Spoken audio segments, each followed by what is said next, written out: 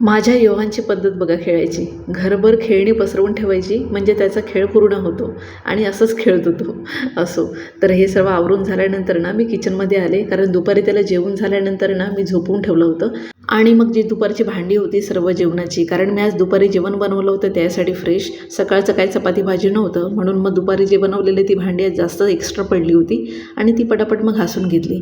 आणि जे सामान आज आणलं होतं म्हणजे एक दिवस अगोदरच आणून ठेवलं होतं रात्री शैलेशने, पण आम्ही काढत का नाही, कारण योहानसमोर जर हे सामान काढलं ना तर तो सर्व ना हे सामान पसरवून टाकतो आणि मग त्याला काय कळत नाही.